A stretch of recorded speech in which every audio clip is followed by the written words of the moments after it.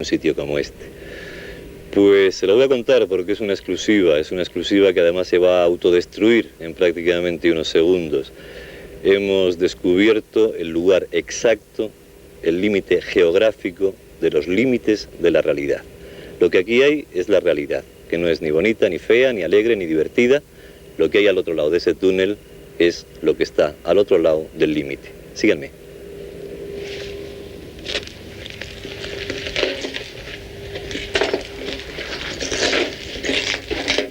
Lo que está al otro lado de la realidad, pues no suele ser hermoso, esa es la verdad, no suele ser demasiado bonito, se van dejando cosas, pero a pesar de todo, si se empeñan en buscarlo, en el fondo de todo esto encontrarán muchas verdades que siguen ocultas. De eso trata nuestro programa.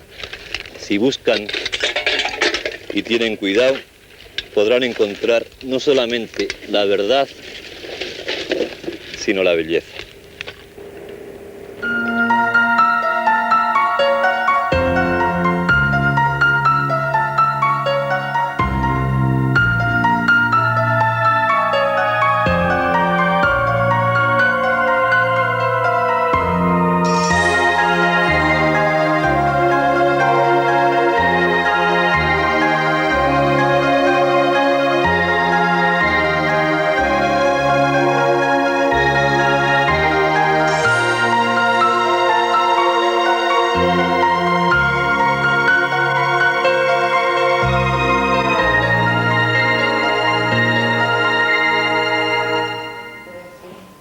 ¿Qué conversación se están trayendo ahí? Estamos empezando el programa, señora. No pasa nada. Usted sigue hablando. ¿Qué estaba preguntando?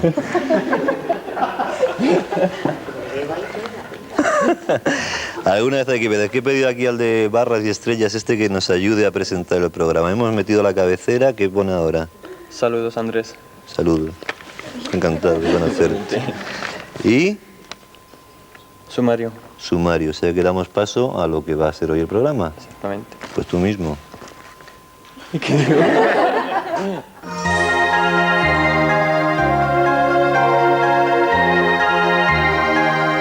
En este lugar, llamado de los dientes del diablo, ocurren cosas extrañas desde hace 600 años.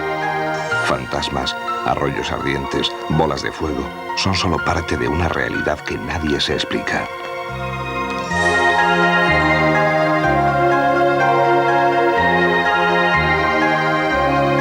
Desde el otro lado, la tecnología no parece tener misterios. Magnetófonos y aparatos de televisión pueden ponernos en contacto con los muertos.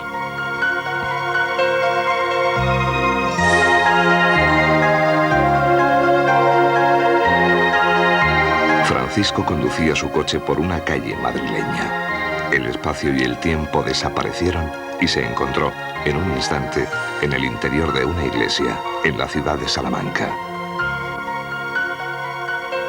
Empezamos, como decía nuestro colaborador, el de la esquina, con las bolas de fuego. Es una zona montañosa francesa, tiene unos 15 kilómetros cuadrados y ocurren pues un montón de problemas, un montón de historias.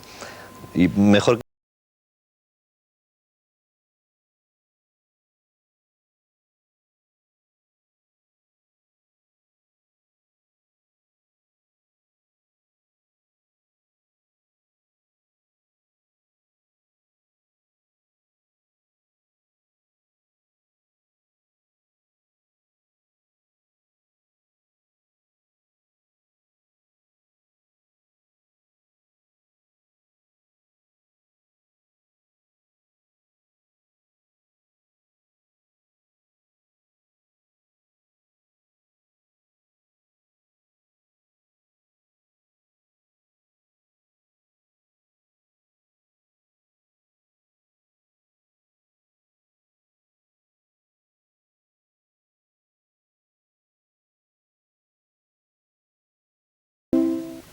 Es una región a la que algunos autores de la antigüedad llamaron un locus terribilis, término latino que significa un lugar terrible.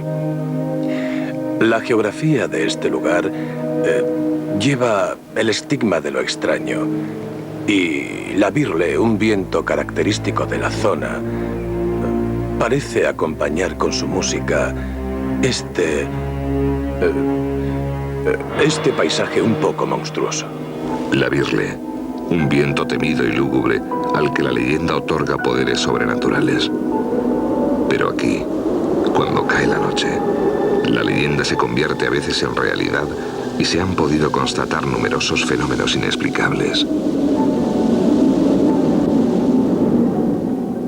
Cuando trabajamos sobre el terreno realizando tareas de mantenimiento y experimentamos la birle, este viento particular, se siente su violencia y se tiene la impresión de que estos vientos vibran y que no es normal comparado con otras zonas. En la época estival hay frecuentes y fuertes tormentas muy violentas con rayos que pueden destruir cualquier cosa.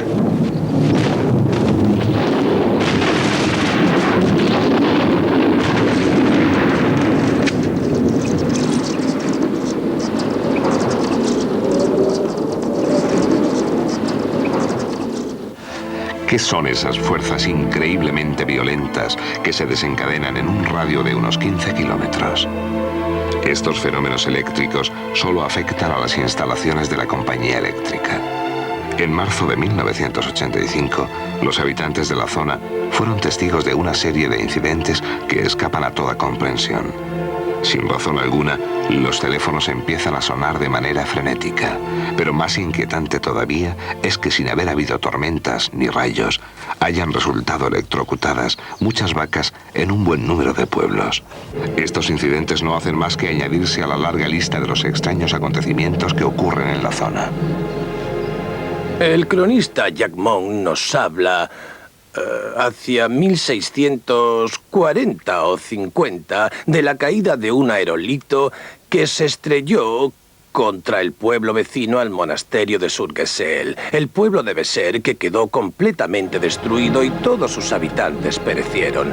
También se han observado en esta región pozos de piedra, pozos de sal y pozos de sapos.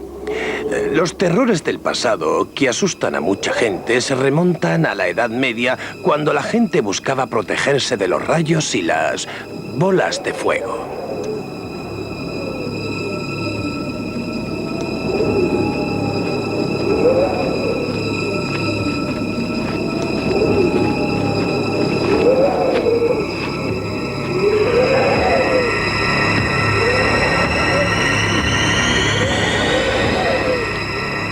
Estoy completamente seguro de que vi una enorme bola de fuego.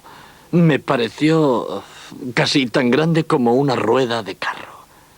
Esta bola estaba al otro lado del puente, en la dirección en la que yo iba. Y, como es natural, pasé mucho miedo. No pensé en nada más y eché a correr. Hay también otros testigos que han visto estas misteriosas bolas de fuego, y todas las descripciones coinciden. Maurice Lost también ha vivido la experiencia y no está dispuesto a olvidarla.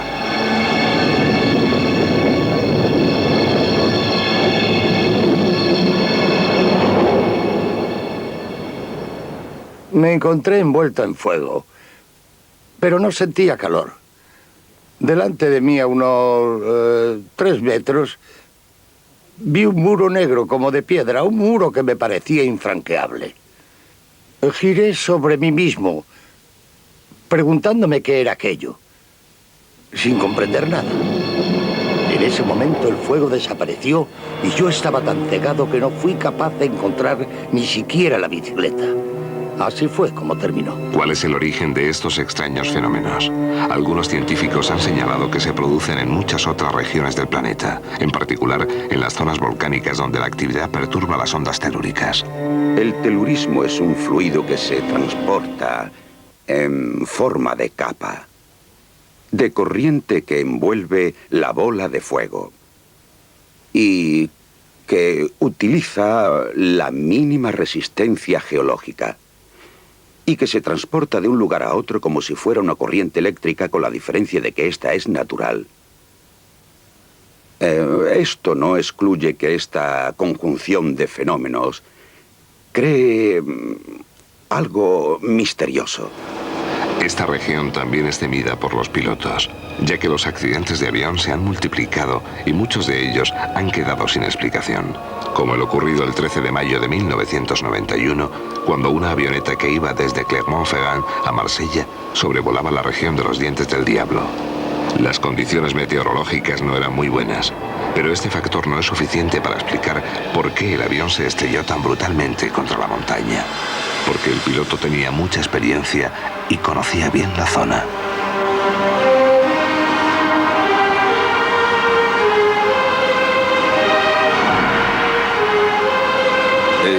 Se dice que los aviones que sobrevuelan esa zona se ven sometidos a veces a condiciones un poco particulares, en especial los instrumentos de radionavegación que, en cierta forma, parecen enloquecer. A nosotros esta zona de Messens nos provoca cierto recelo. Los antiguos creían que en este lugar terrible estaban enterradas las mesas de oro de los druidas y que era la presencia del sagrado tesoro lo que desencadenaba la furia de los elementos. Y aunque las explicaciones actuales de estos curiosos fenómenos son un poco más racionales, la región de Messens sigue conservando su belleza cautivadora y todo su misterio. Pues habrá que ir en coche a ver esa belleza cautivadora, porque desde luego yo en avión no voy. Les presento a nuestros invitados. Rafael Rivera, investigador, estuvo con nosotros ya hablando de la combustión y enfadándose con el profesor Rafael Delgado. Por cierto que hubo muchas llamadas diciendo que no trajéramos al profesor Delgado porque era un escéptico total. Yo creo que tiene que haber de todo, ¿no? Pero, naturalmente. Pruden Muguruza, que no solamente está aquí como invitado, sino como autor de una fotografía de una de estas bolas de fuego. Exactamente. ¿Y te dio tiempo a fotografiar? ¿Se te ocurrió en el momento llevar la cámara y fotografiarla? Bueno, no, bola de fuego exactamente, yo no creo que aquello fuese una bola de fuego, ¿eh? Luego ya te contaré. Luego contaremos. Exactamente. Y yo voy a decir la nota científica, porque aquí casi quien da la nota son los científicos, pero no, realmente estamos todos metidos en el mismo carro de intentar acercarnos a la verdad y seguramente no llegar nunca. Es Francisco Pérez Puebla, geofísico, que me imagino que tendrá explicaciones distintas o no tendrá explicaciones, en el mejor de los casos. Bueno, realmente acabo de oír por primera vez el vídeo, ¿no? Y no tenía referencias concretas sobre el asunto, pero efectivamente sí hay explicaciones para muchos fenómenos similares a estos. Hablaremos de todo ello después de la publicidad. Estamos en un par de minutos con todos ustedes.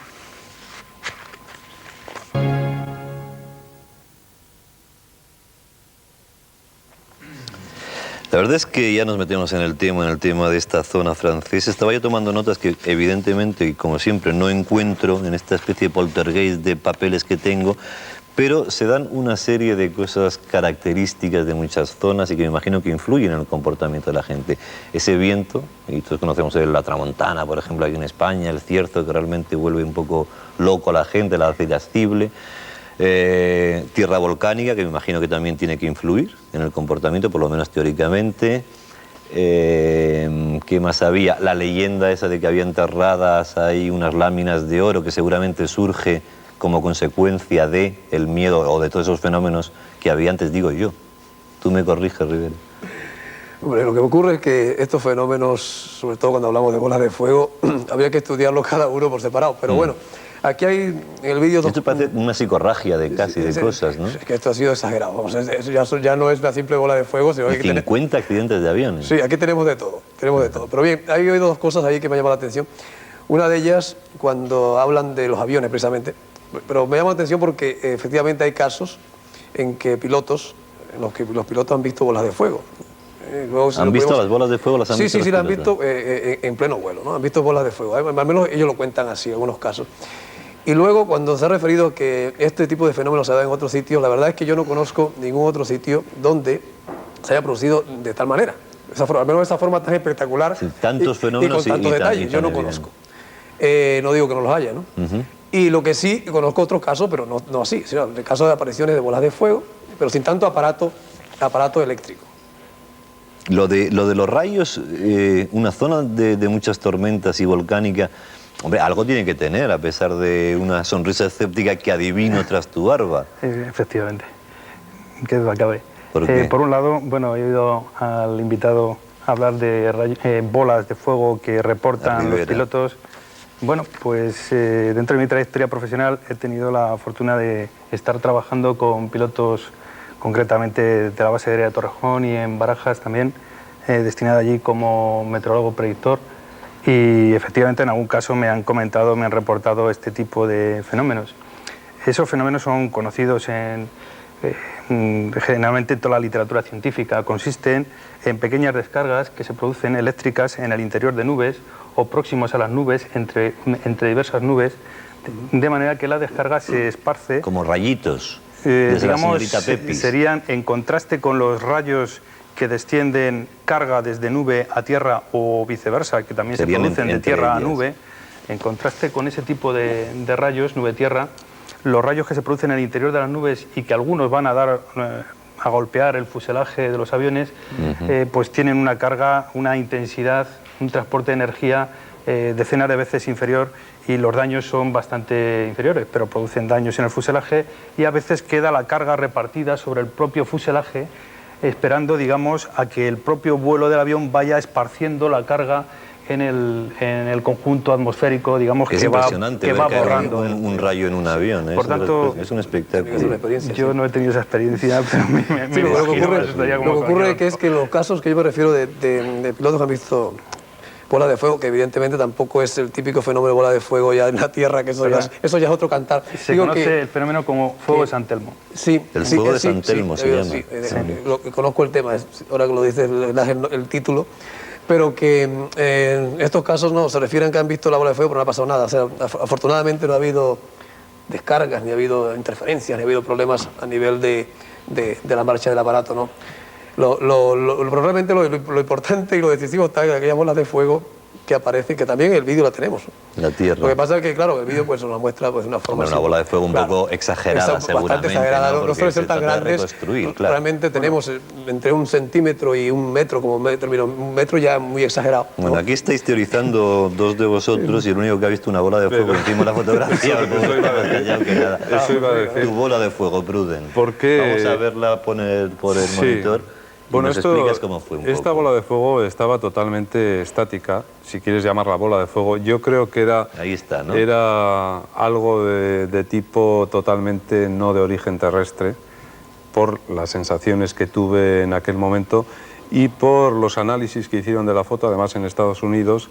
Y si se ve en la foto perfectamente, se puede comprobar cómo en los laterales... Vamos a pasarla otra vez si podemos. En los laterales de la bola de fuego hay unas estrías que según la dinámica de fluidos corresponde a una frenada impresionante que realizó el aparato. Además se ve superior a la bola de abajo, se ve otra esfera. ¿Pero qué tamaño podría tener eso? Pues aproximadamente, pues yo diría que, pues imagínate, más grande que una plaza de toros, bastante más grande. Eso es que no es una bola de fuego, eso es un aerolito casi. Lo curioso es que en esa zona sí que ha habido, después he estado investigando y hablando con cantidad de gente que han sido testigos de bolas de fuego. Cazadores... ¿En esa misma zona? Sí, en esa misma zona, en el condado de Treviño. En Treviño, en el enclave de Burgos, que está dentro de la provincia de Álava. Y muchos testigos que han visto estas bolas de fuego, incluso cazadores que una bola de estas de fuego les venía hacia ellos y le han disparado con la escopeta porque no sabían qué hacer, aterrorizados. Y les ha atravesado, les ha pasado y a ellos no les ha pasado absolutamente nada. Pero Espula, algo tiene que haber porque si no, no se explica. En una zona que en 15 kilómetros cuadrados haya tantas tormentas, haya esa pérdida del sentido del equilibrio, que tendría que ver a lo mejor con la pérdida de la orientación de esos aviones, de la pobre vaca aquella que estaba así, la pobre, que se creía que se sigue si no. Algo hay, ¿o no? No hay unas zonas de la Tierra que tengan una fuerza especial. Que en Francia, concretamente, al igual que en nuestro país, el Instituto de Meteorología dispone de una red de detectores de descargas eléctricas que ofrece un servicio a sus ciudadanos, entre los que se encuentran los ganaderos, de aviso de proximidad de tormenta. Ese aviso de proximidad de tormenta se da con una seguridad superior al 95% de la aparición de rayos.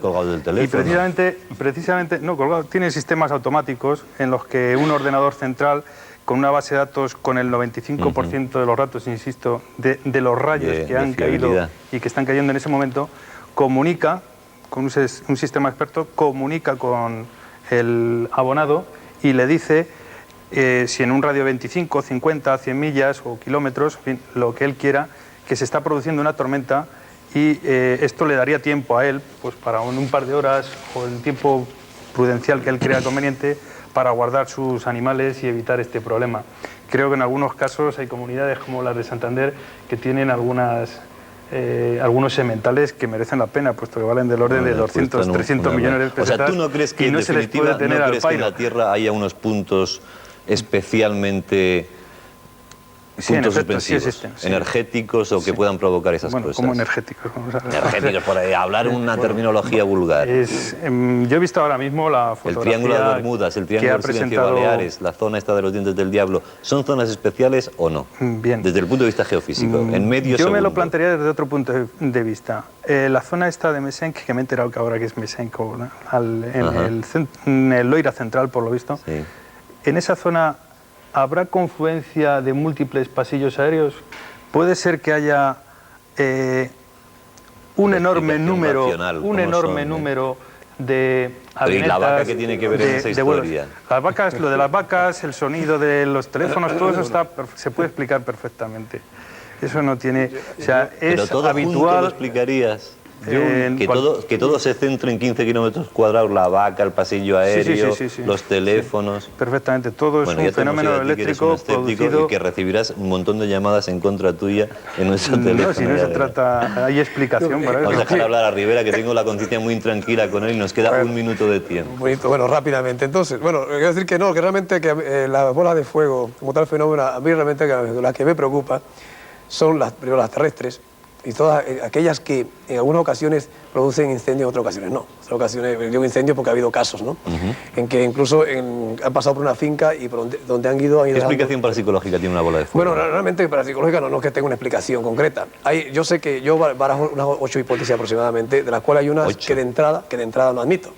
Pues dime las que admitas solo porque no tenemos tiempo para las inadmisibles. Hablamos de que si son problemas demoníacos, que no creo. Que son espíritus, tampoco creo. Que si son entidades extraterrestres, tampoco lo creo. No digo que no sean. Pero bueno, que en algunos, depende de cada caso. En la mayoría de los casos, a nivel paranormal, no le encuentro tampoco explicación. A nivel paranormal. Pero quizás en aquellos casos en los cuales van unidos otros fenómenos, como puede ser la combustión espontánea, de la que hablamos un poco la otra vez, porque ha habido casos de combustiones espontáneas cuando han ido los testigos a ver a la persona en llamas, han encontrado que hay una bola de fuego en la habitación, ¿no? Entonces quizá vaya unido ahí en ese un momento, tema y otro. En el sentido paranormal, pero en la mayoría de los casos no creo tampoco que haya un componente paranormal, en principio, en lo que es la típica bola de fuego, vamos. Pruden, por ser protagonista 20 segundos fuera de nuestro 20 tiempo. segundos. Yo creo que la hipótesis más razonable del documental que hemos visto, que se puede aplicar, es lo mismo que pasa en esa otra zona también. Podría ser una influencia telúrica, una influencia del subsuelo, la que pudiese ocasionar lo que le pasaba a las vacas. El geofísico levanta las cejas. Y lo mismo, por ejemplo, que se comprobó en un pueblecito en Gales, ¿no? Cómo los niños nacían todos con un coeficiente pues mucho más alto intelectual, y era porque el subsuelo era muy rico en plomo. Aquí habría que estudiar qué es lo que el subsuelo, qué es lo que genera. Esto es volcánico, dicen. ¿Y eso no influye para nada en la conducta de la gente? Hay que influir la cantidad mineral, los imanes, la atracción.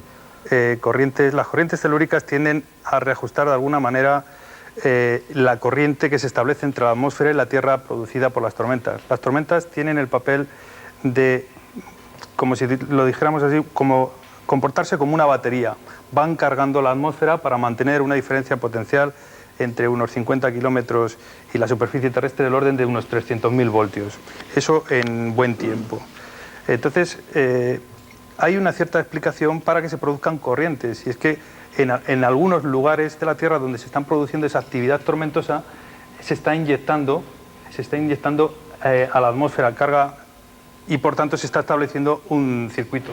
He permitido hacer un pequeño dibujito que explica precisamente cómo hay un movimiento de cargas neto en buen tiempo descendente sobre la superficie terrestre que está cargada negativamente, y justo en las zonas de mal tiempo donde está esa tormenta nos encontramos con que la carga expositiva sobre la superficie terrestre, inducida por la aparición de la tormenta. Luego hay una explicación que sí puede provocar eso. Entonces se producen corrientes desde las zonas donde la carga es negativa hasta aquellas donde la carga es positiva. Y naturalmente, como un chorro esa corriente de rapidísima tiende a desaparecer con la desaparición de la tormenta de esa zona. Los que veis Luego son fenómenos puramente de un momento a otro esporádicos. En relación con el...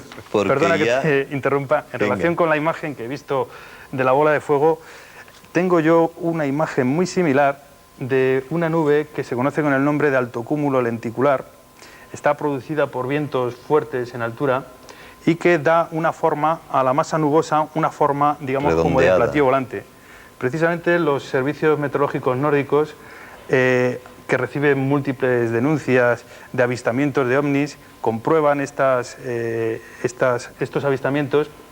Y en el 99% de los casos se ha comprobado que las denuncias de ovnis están precisamente relacionadas con la aparición de estas nubes. El problema es el 1% siempre. Pero, el problema siempre es el 1% que queda por comprobar. Yo que cada caso ni una palabra más. Cada caso.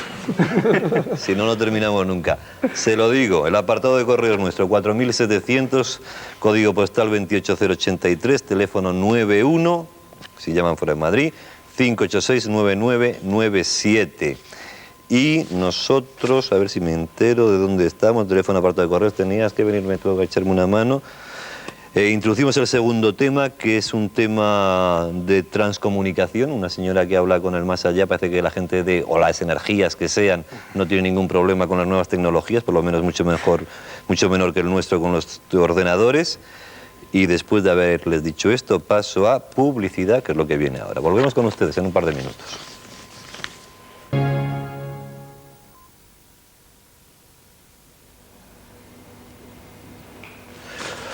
Hablamos ahora de las transcomunicaciones, como les decía antes, Monique Simonet, que no se priva de nada, habla con su padre, con sus abuelos, con su nieto y con numerosos amigos, pero evidentemente no es que hable, es que hablan una vez que están muertos ya toda esta gente.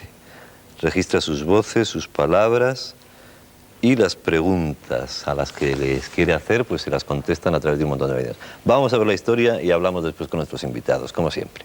Desde la noche de los tiempos, el hombre ha intentado ponerse en contacto con los muertos. Desde hace unos 40 años se utilizan nuevas técnicas para conseguirlo. Hay quien trata de comunicarse con el más allá mediante instrumentos de la tecnología moderna. En 1979, Monique Simonet, de vacaciones con su madre en Montpellier, realizó su primera experiencia. Y estos contactos han sido en la mayoría de los casos. Había leído un artículo en una revista en el que se decía que era posible ponerse en contacto con los difuntos utilizando únicamente un magnetófono y un micro. La verdad es que no me lo creí mucho. Pero mi madre, que estaba conmigo, me dijo, probando no pierdes nada. Tienes el magnetófono de papá. Inténtalo.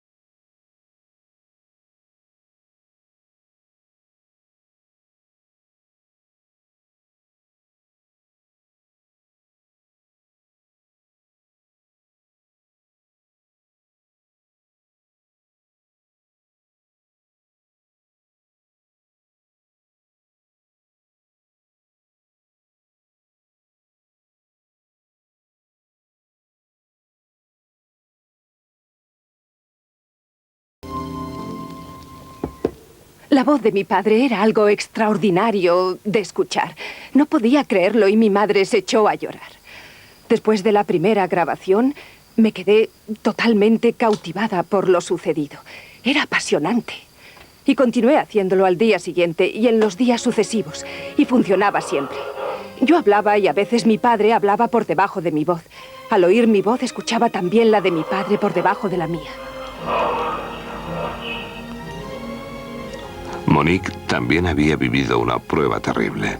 La muerte de su hijo de 11 años. En vida, ella le apodaba Cecil y él a ella, Mamín. Papá, eres tú. Cecil, eres tú.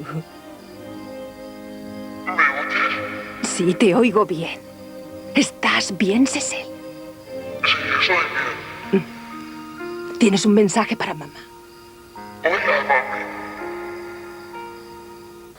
La transcomunicación instrumental no es tan reciente como pueda parecer. Se desarrolló hace unos 40 años y en los últimos tiempos se ha extendido mucho, especialmente en Alemania, pero también en Italia, en España y en Francia también. Consiste en grabar mensajes que llegan a través de diferentes aparatos, como puede ser un magnetófono o la pantalla del televisor, el ordenador e incluso mensajes recibidos por teléfono.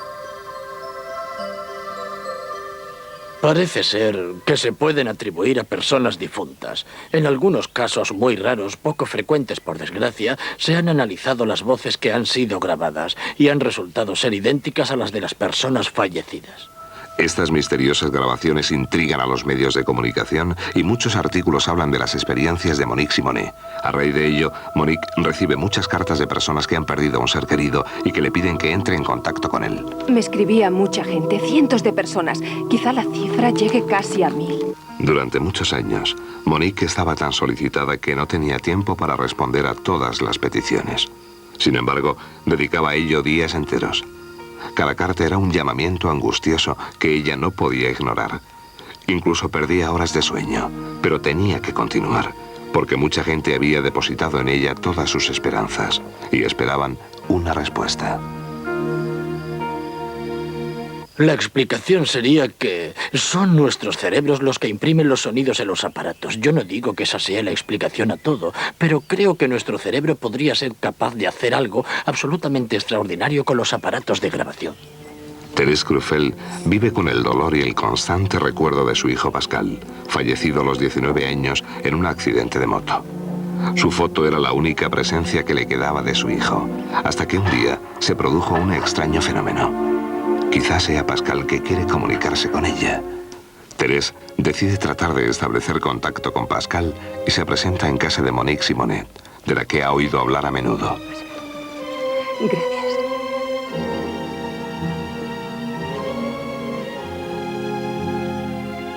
Tengo que advertirle que no siempre funciona.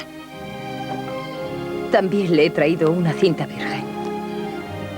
Junto con la foto, Thérèse ha tenido la precaución de llevar una cinta virgen para evitar cualquier tipo de superchería. Habla. Habla a tu madre. Habla a tu madre. Dile algo.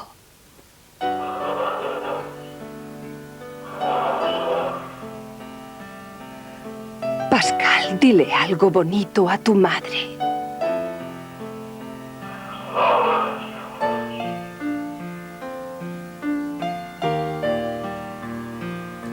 Sí que es mi Pascal. Gracias. En un momento dado, mi hijo dijo, y lo oí bien, mi hijo dijo, adiós, mi querida mamaíta, mi mamaíta del alma. Y eso no lo hubiera podido decir ninguna otra persona, porque era una frase que mi hijo me repetía constantemente. El magnetófono no es el único medio utilizado en la transcomunicación con el más allá. También se utilizan televisores, cámaras de vídeo, fotográficas e incluso ordenadores. Jean-Michel Grancher es un apasionado de la transcomunicación, tema sobre el que ha creado una revista especializada. Durante una visita a Monique Simonet, esta le enseña una fotografía que le parece muy extraña. Fíjese, en el televisor hay una sombra muy rara. ¿Sí? Sí, es verdad. Mira, si le damos la vuelta a la foto se ve una cara. Una cara de hombre. Efectivamente, mire. Es la cara de mi abuelo. Es mi abuelo. ¿Cómo es posible? El televisor estaba apagado.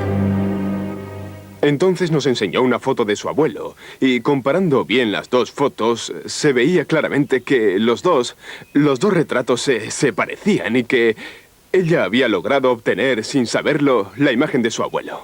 Existe un grave peligro que es el siguiente. En algunos casos, la gente queda totalmente hipnotizada por el magnetófono y se pasa el día escuchándolo sin hacer nada más.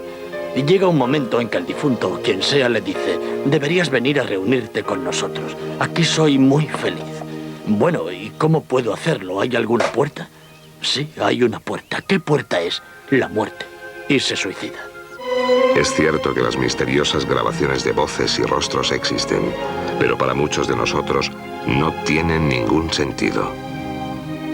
Algunos investigadores estudian estos fenómenos y quizá algún día sepamos si realmente proceden del más allá. Si realmente proceden del más allá.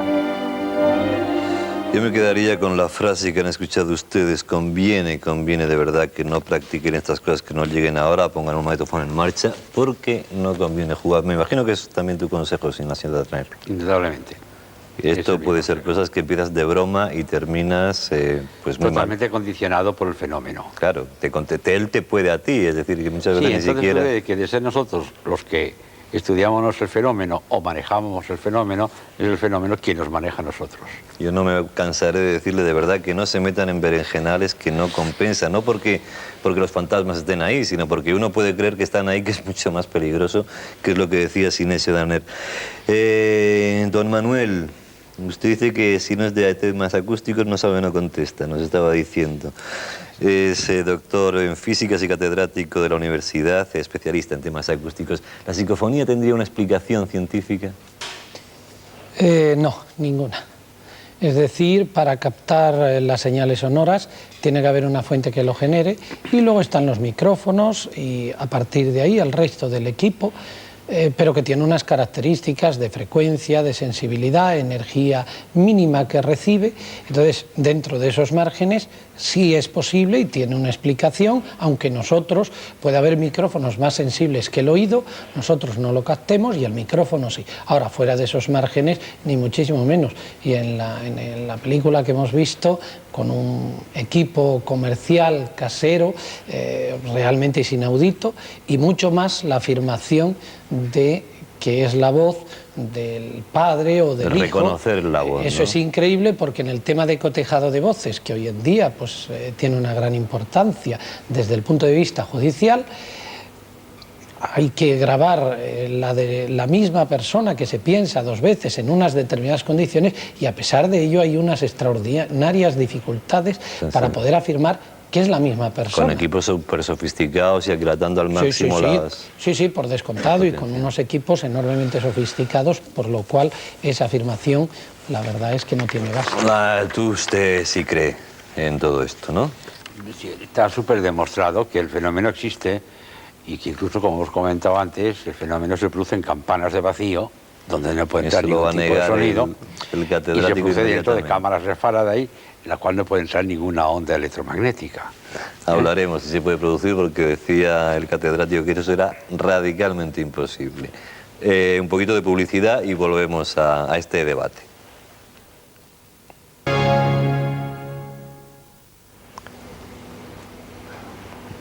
Dejábamos el debate abierto, sobre todo en el tema del vacío, porque de hecho las ondas sonoras sí que, es decir, como otra energía, no se crean ni se destruyen, están por ahí, ¿no? Y hay teorías de que hipotéticamente algún día seríamos capaces de sintetizar esas ondas y escuchar, no sé si científicamente o no, escuchar la voz de Jesucristo, la voz de personajes históricos que en teoría están ahí, ¿o no? Pero hay un hecho evidente de que no se trata de un eco, puesto que contestan inteligentemente a las preguntas que nosotros Eso realizamos. sería el secreto de la psicofonía, tanto, el diálogo, ¿no? Que era una Sería- de las teorías que había, que era pues que se recogían ecos, palabras perdidas. Esto está totalmente descartado, porque te llamarían por tu nombre, o por el tuyo, o por el mío, y se dirían cosas concretas. El fenómeno está sobradamente demostrado. Ya no se trabaja con magnetófono. Hoy día se ha llegado a la psicofonía dialogante, con un utillaje muy complicado. Pero lo más curioso de todo es que ellos mismos, y digo ellos entre comillas, porque No sabemos Cuando hablas realmente de ellos, lo que ¿quiénes hablas? de lo que sea, de la inteligencia los dueños que produce de las voces. de la inteligencia que produce el fenómeno. Te van indicando el tipo de aparato, las horas más adecuadas, si aquel aparato, aquel micrófono no le sirve, te van indicando el perfeccionamiento del utillaje para llegar a unas comunicaciones más perfectas. Y hoy se mantienen conversaciones que duran pues minutos, 7, 8, 9 minutos de pregunta-contestación, pregunta-contestación. Pero usted ha dicho, Sinesio, algo que el profesor, el doctor Manuel Recuerdo, niega tajantemente, que es lo de la campana de vacío. Usted dice que se pueden hacer psicofonías en una campana... Siempre y cuando haya un aporte energético como luz, por ejemplo, luz. El que se puede hacer en una campana de vacío demuestra que no es una onda de presión, que no es una onda acústica, y sin embargo el fenómeno surge igual. Pero tiene que haber un aporte energético, en este caso luz. Si lo hacemos en vacío... Luz exterior a la campana. Si lo hacemos totalmente en un vacío absoluto y en la más absoluta oscuridad, no obtenemos nada. Porque no hay energía, no hay un soporte energético. Hay un soporte que canalice esa otra energía que esa sería la voz. inteligencia, sea lo que sea, modula ese sonido. Por ejemplo, el sonido del bosque, o de la lluvia, o el oleaje del mar, es de los sonidos que mayoritariamente son modulados para obtener voces. Y oyes perfectamente como el sonido de la lluvia deja de ser sonido de la lluvia y se transforma en voz. Claro, yo creo que estos son técnicas que hemos estudiado y que corresponden, como hemos hablado, a otra física que desconocemos. Pero... Ahí le quiero coger yo después, pero déjeme yo sé que le vas a coger ahí. Para don Manuel, porque me preocupa el tema ese. Desde el punto de vista científico de un experto en acústica, ¿por qué en ese vacío es imposible y por qué fuera sí sería, no sé si posible o no desde su punto de vista? Sí.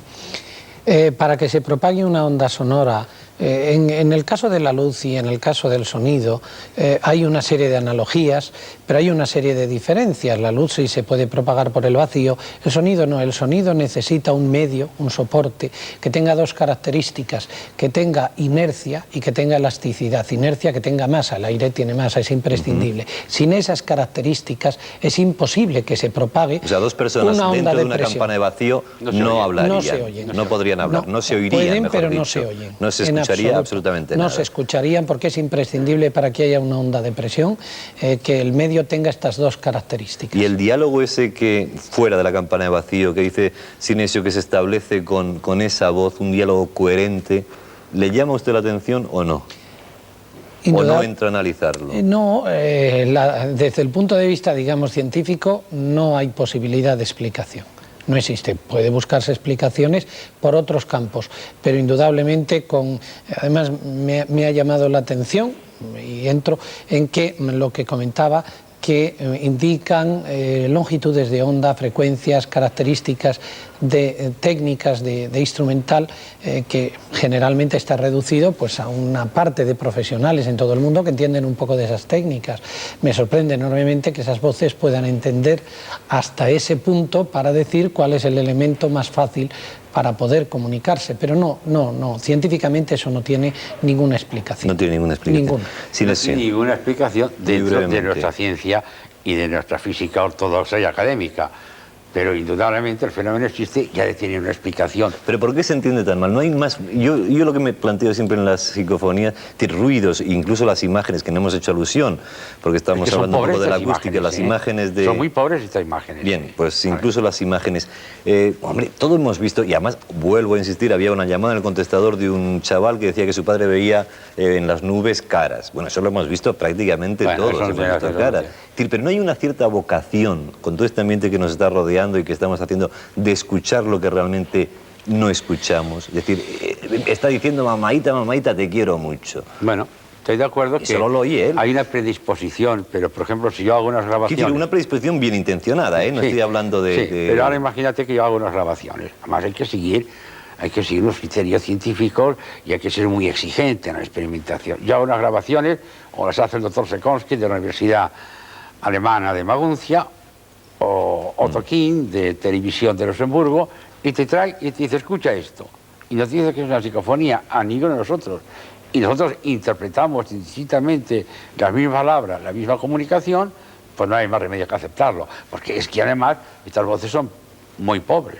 Pero usted, Sinesio, es químico. Sí. Una película virgen de fotografía puede tener cualquier impregnación, cualquier pequeña cosilla, que eso a la hora de sacar una fotografía, bueno, de alguna forma se refleje en el positivado. No, cuando sale un rostro perfecto, cuando se ven hasta las pestañas. Es que no he oído ninguna psicofonía perfecta. Hombre, si tú me lo hubieras dicho, yo te hubiera traído diapositivas. No, yo no quiero oír más psicofonía, que estoy ya, que me dan un logo. Pero bueno, yo lo que 3 quiero días. advertirte es una cosa, que sabemos que el fenómeno existe y que están en movimiento incluso.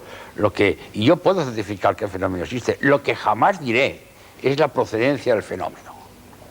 No lo dirá, que no lo explicará, que no lo sabrá. No, es que un experimentador serio o un científico nunca puede decir esto es esto. Claro, y esto mucho menos. Usted se limita Podemos a tener una constatar tendencia. que eso existe. Y como decía el personaje que salía en televisión, existe la posibilidad de que sean proyecciones mentales nuestras, telequinesia. Que salía en televisión, existe la posibilidad de que sean proyecciones mentales nuestras, telequinesia. Difícil, pero cabe esa posibilidad. Es una hipótesis de trabajo y toda hipótesis es buena mientras no se demuestre lo contrario. Ahora, decir que conectamos con el mundo de los difuntos, pues hombre, eso es un poco demasiado. Es que esta señora no se privaba de nada porque hablaba con todo el mundo. Esto es lo que no hará ni un doctor Sekonsky, ni un Conning, ni o sea, esto le suena un poco exagerado. No, no es que sea exagerado, es el cariño, es el amor, es la cosa de la emotividad. La emotividad. Imagínate que estás haciendo prueba y te sale un familiar difunto tuyo y te dice, hola, estoy aquí, soy fulano de tal. Te quedas realmente pasmado. Por eso decía que la experimentación es muy peligrosa. Y como decían, han habido casos de personas que han sido inducidas al suicidio. Vente, estarás muy bien, y se han suicidado. Y en Barcelona hay un caso de esto. Qué barbaridad. Pero no sabemos con lo que nos enfrentamos. Si y no hay se dos ve... posibilidades solos, de momento. La trascendental o la que estaría dentro del campo. Es que hay psicotelefonías, quiere decir que pones el contestador automático y también resulta que ahora te salen esas cosas. Yo no tengo experiencia sobre ese tema y no puedo decir, pero psicofonías sí tengo muchísimas. Psicofonías sí, eso es lo más antiguo de todo este tema. Y clarísimas, muy bien. No te puedo decir las dos teorías que hay, lo trascendental o lo científico, teleprastias, pensiformas, como quieras llamarles. Telergia, influencia mental nuestra.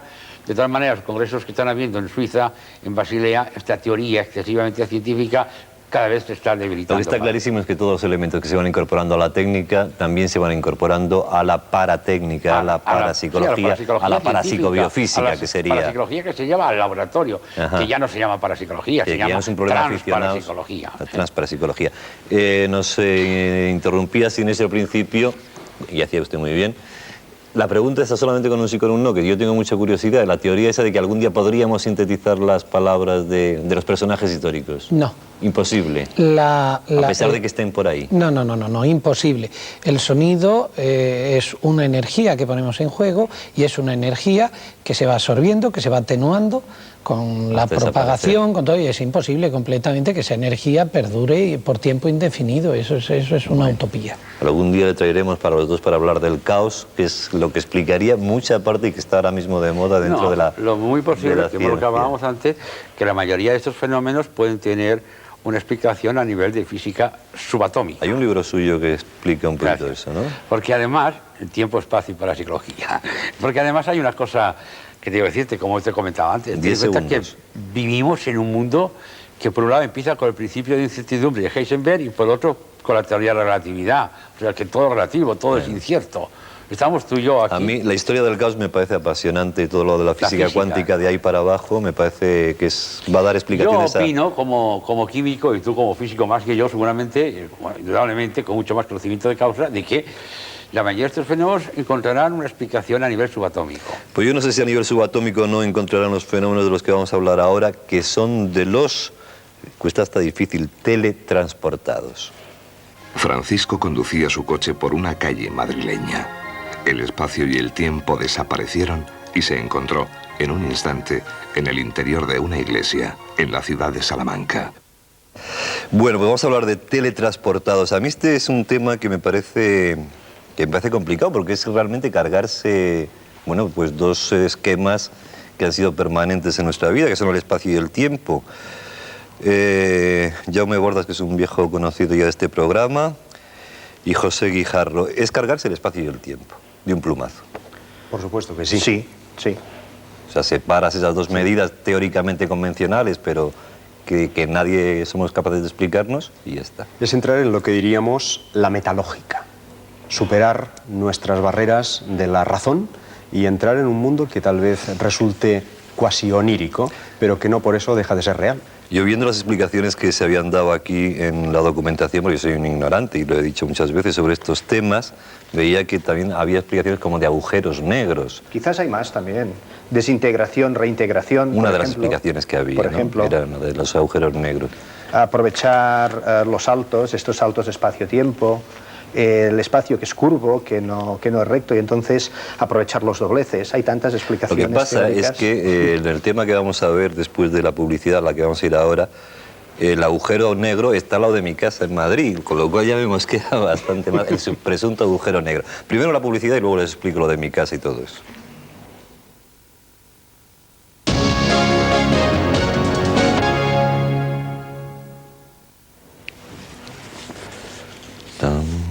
Bien, pues como les decía, vamos a ver esta historia que no es ni la primera ni la última. Tenemos un testigo aquí en el estudio de algo que pasó parecido a lo que vamos a ver y luego hablaremos con él. De un señor que, como les decía, iba por una calle céntrica de Madrid y apareció en Salamanca de repente. Vamos a ver. A ver.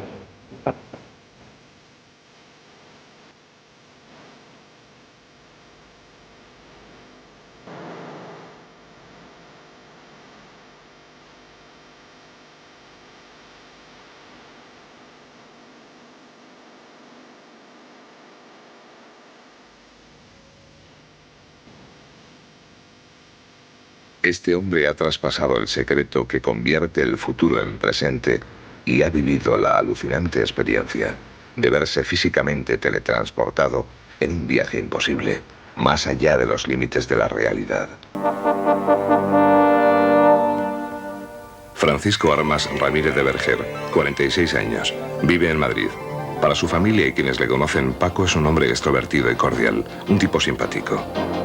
Trabaja como administrativo en las oficinas del InSalud. Mi vida es normal, pues como la de mucha gente. Es familia, trabajos, vida, hijos.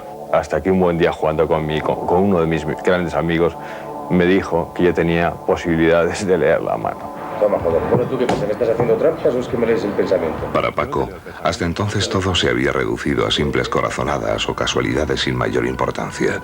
Pero eran demasiadas coincidencias y cuanto preveía, cobraba asombrosa exactitud y empezó a tomar en serio esa capacidad que tenía para adivinar el futuro. Hay otra cosa que también... Así fue aficionándose a la quirología y a la quiromancia, pero eso sí, sin cobrar jamás un céntimo a cambio y considerándose en todo momento un aficionado en estos temas. A punto de verte en la cárcel.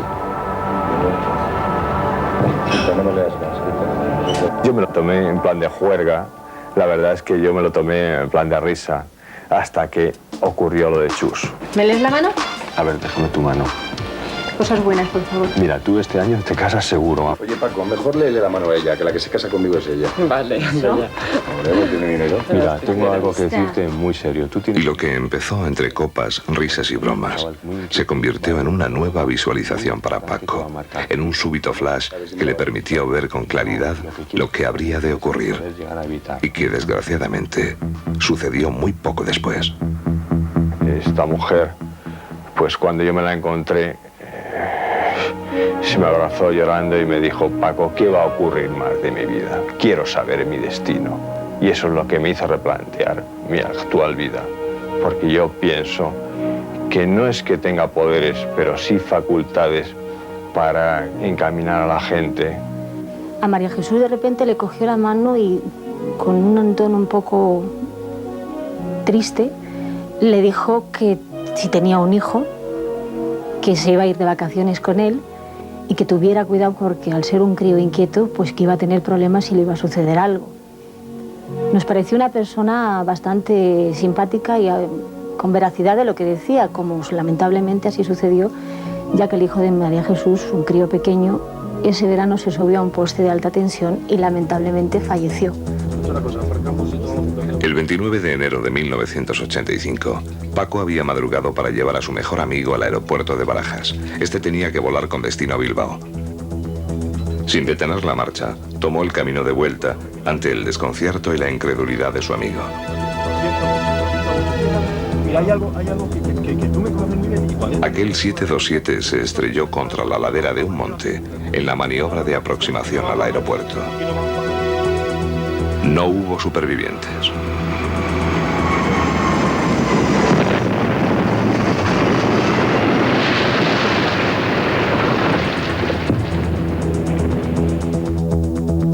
Pero su amigo no se encontraba entre las 148 víctimas. Paco le había salvado la vida. Y me abrazó de una forma muy cariñosa y le dije, olvídate que dejaremos de ser amigos, me harás una faena muy seria. Y así ocurrió. Que verdaderamente en esta familia, todo lo que se diga poco de transmisión del pensamiento, ¿eh? Oye, madre. Y así llegó para Paco aquel inolvidable 1 de marzo de 1989. Eran las 4 de la tarde cuando, como todos los días, se despidió de su madre para dirigirse al estudio. Cogió su coche para cubrir los pocos kilómetros de todas las tardes. Y de pronto, en un abrir y cerrar de ojos, se vio en el interior de una iglesia.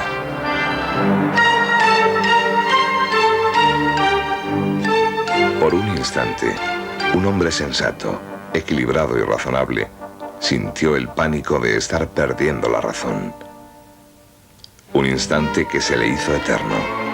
El cerebro de Paco se convirtió en un torbellino enloquecedor. Todo era increíble. Paco no sabía dónde estaba. No entendía nada. No conocía aquella iglesia.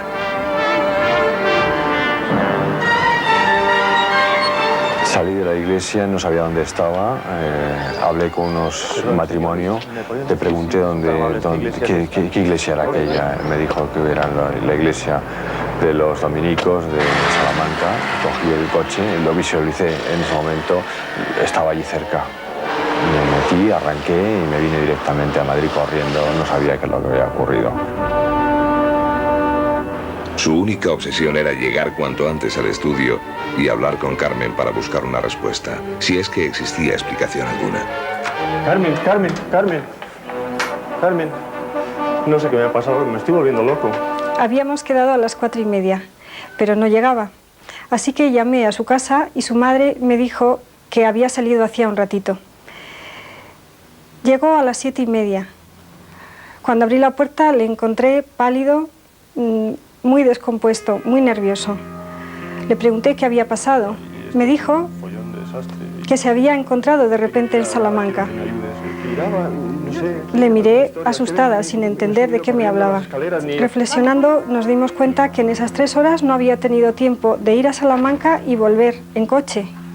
Le recordé que esa mañana había cambiado el aceite del coche y le pedí que lo comprobáramos.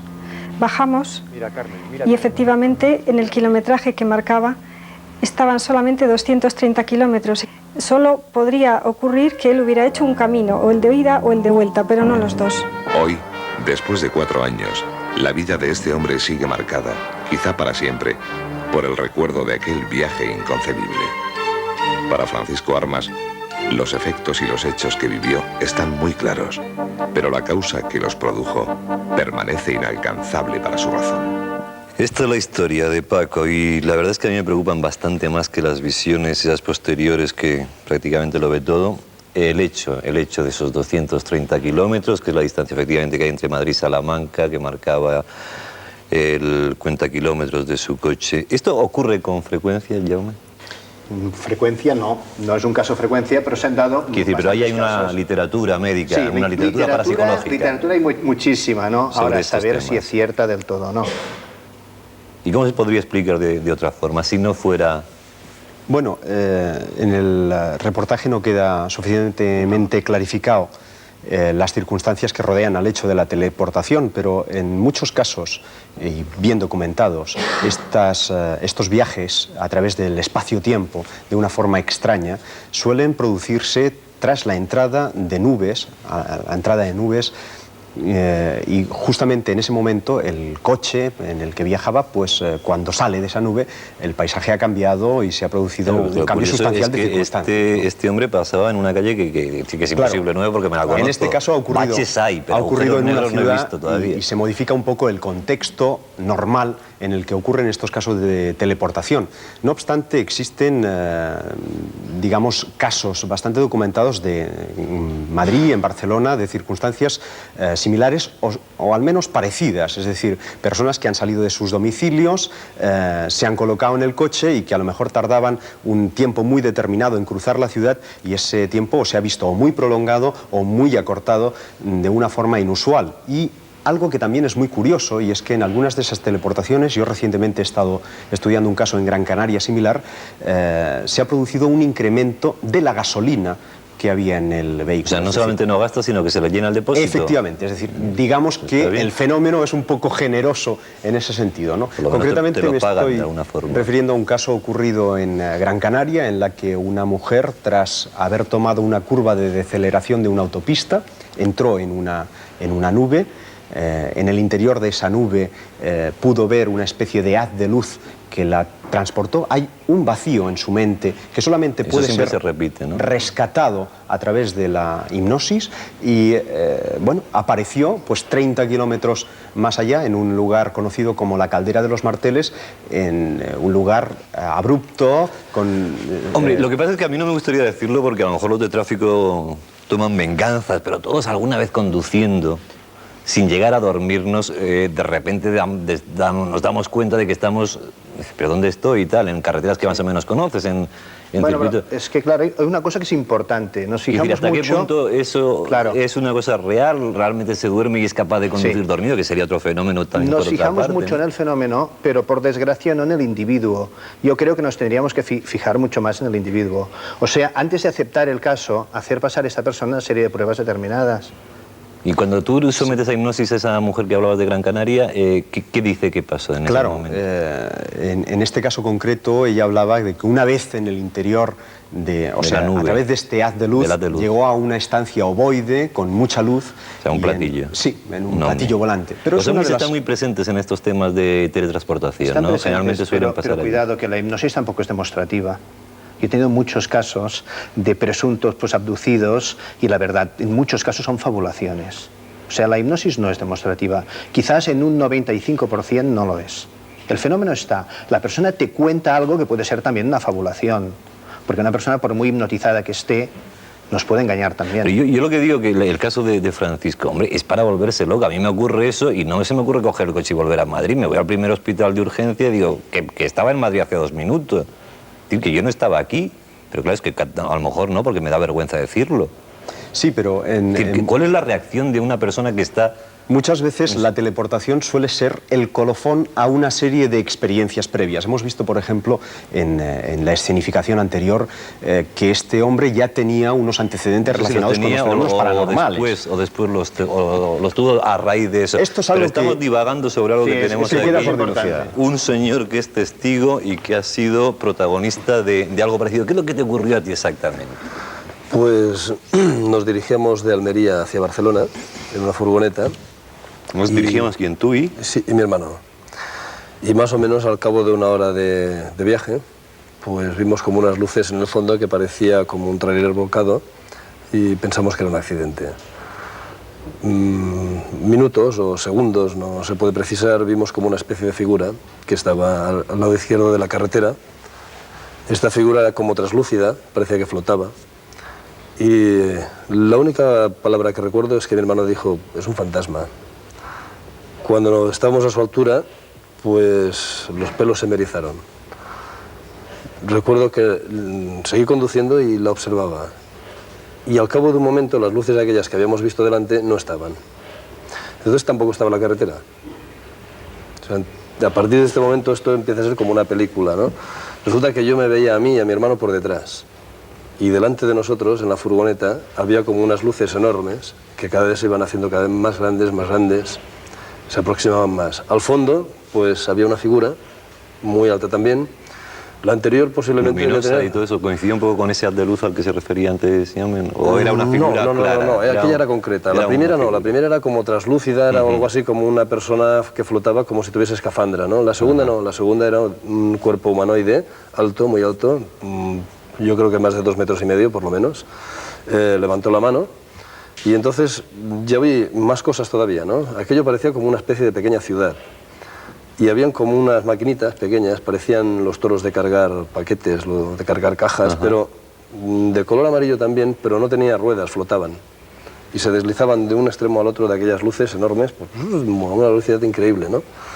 Bueno, resulta que cuando ya nos acercamos a aquella figura, se plantó delante de la furgoneta, de lo que yo creía que veía, ¿no? La furgoneta como una película, y no recuerdo nada más. Entonces resulta que nos despertamos y yo estaba tumbado en la furgoneta en el volante, mi hermano estaba con la cabeza hacia atrás y...